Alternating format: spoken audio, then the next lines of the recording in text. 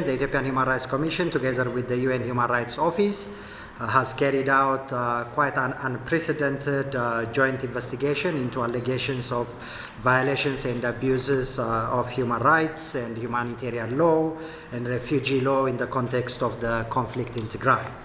And the objective of this consultation meeting today, as I hope you may have had a chance to look at from the detailed concept note, is to gather and strengthen support from all stakeholders, all partners, towards the timely and the coordinated and effective implementation of recommendations of the joint investigation report, which was released in November of last year.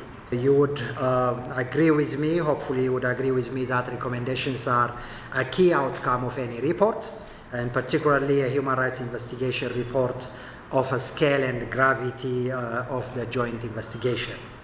For us, from the joint investigation team side, we are quite mindful that monitoring and supporting implementation of a list of 59 recommendations. The joint investigation report makes detailed recommendations on a wide range of areas, and we have 59 recommendations which are included in the joint investigation report, and both the monitoring of the implementation of these recommendations as well as supporting implementation of these recommendations are extremely critical. My commission, together with the UN Office of Human Rights, particularly with its East African Regional Office, we have established a joint follow-up and implementation team, which has already devised a strategy for such an effective monitoring of the implementation activities. And one of the critical elements of this implementation is actually to enhance an awareness and understanding about the report itself and its findings and recommendations, and to make sure that we engage all stakeholders in the implementation process, because the implementation process largely is the responsibility of the government, but the various relevant government agencies need the support of all stakeholders on the implementation of the recommendation. So it is in this spirit that this consultation is being organized by my office and OHCHR.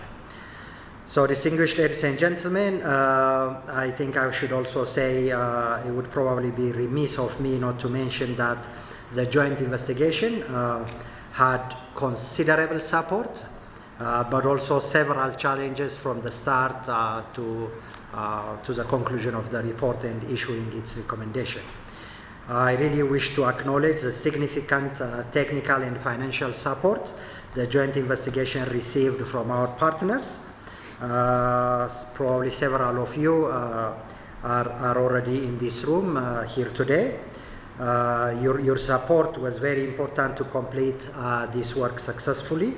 The work is not yet fully completed until the recommendations are implemented, but really wish to thank for all your support to get us to this stage.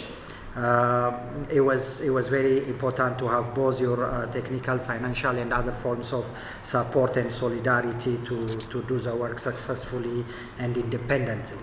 However, it's also important to note that due to the intense political climate that particularly existed at the time of the investigation, in some instances, there were attempts to hinder or hijack the process.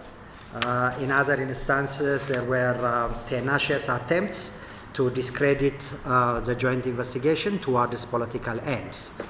And similarly, after the release of the report as well, the response have been divided. While there was quite broad support for the report, for the findings and recommendations, there were also unfortunate developments which sought to undermine the joint investigation work.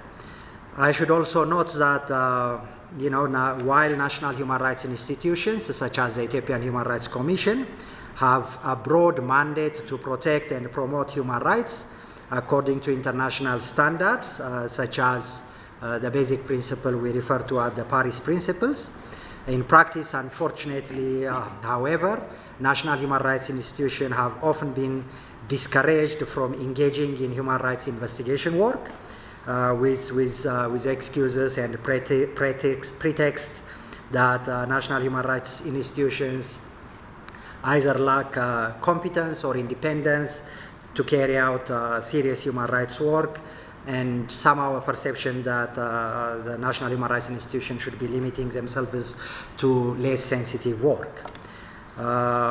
My commission now hopes that the work we have done jointly with the UN Human Rights Office inspires and encourages the over 100 national human rights institutions around the world to step into their full role as key actors in critical human rights matters in their respective countries, including human rights investigation of serious human rights violations.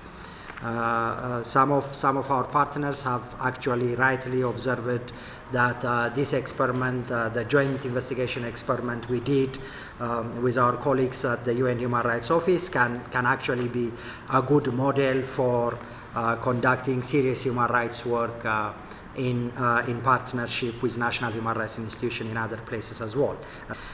And partners present here today should really be support national human rights institutions in similar manner in other places as well, to fully exercise their mandates of promoting and protecting human rights in line with the Paris principles. Otherwise, it would simply mean that the value of national human rights institution will simply remain on paper. Ladies and gentlemen, the outcome of the joint investigation report should not be up for debate. All parties to the conflict have a duty to accept responsibility for violations and abuses committed by their forces and take the necessary steps to remedy the situation. Political considerations aside, all partners present here should unequivocally support the recommendations of the joint investigation and firmly press all parties to the conflict to accept and implement the recommendations by taking concrete steps. The joint investigation we have done and its conclusions and recommendations is to date the most comprehensive and the most credible record of the violations and abuses committed by all parties to the conflict. In one way or another, directly or indirectly, undermining the report or delaying its implementation would unfortunately result in emboldening implicated parties, particularly because the conflict in northern Ethiopia is still not yet over. And it would undoubtedly aggravate the suffering of victims and their families, including the victims' right to truth and justice. All parties to the conflict are implicated in some serious international crimes, some of which may amount to war crimes and crimes against humanity, and there should be no leeway for any party to the conflict to reject findings and recommendations of the joint investigation and effectively means avoiding accountability. In this regard, the Ethiopian Human Rights Commission stresses that partners should remain firm and avoid sending somewhat mixed signals in their engagement with all parties to the conflict, because impunity for grave international crimes is simply unacceptable.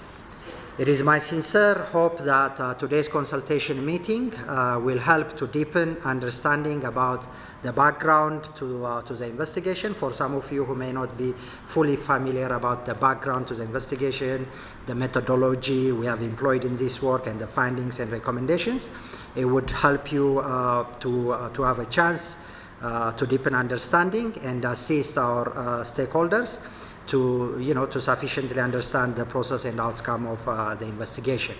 But more importantly, at this point, this should pave the way for what we should focus on next, and that is implementation of the recommendations of the joint investigation. The investigation has been done, a set of recommendations have been made, and we are now at the stage of implementation of the recommendations. And I'm encouraged by the fact that the Ethiopian government has taken some concrete and bold steps toward this implementation. And we will hear from Ethiopian government representatives today on the steps they have taken so far. But I understand several of you in this room would be familiar about the establishment of the interministerial task force and some of the work that has been accomplished so far. But we will hear more about that today in this consultation meeting as well. However, I also wish to underscore the key role of partners, all of you in this room, in the implementation process.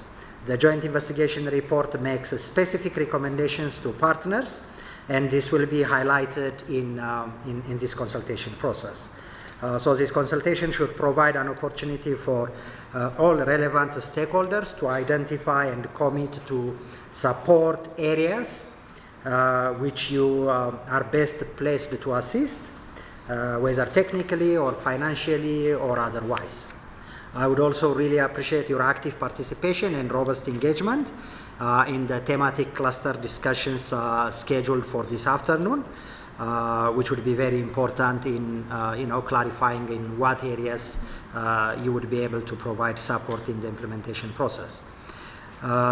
So this consultation meeting will be followed by subsequent discussion, as timely and effective implementation requires the government and partners to work together and synchronize their work.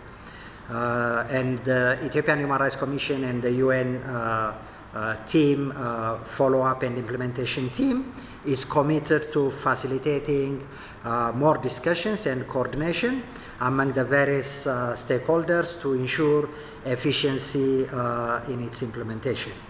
Once again, ladies and gentlemen, brothers and sisters, I thank you all for honoring our invitation and joining us today for this consultation. I very much wish you all successful deliberation.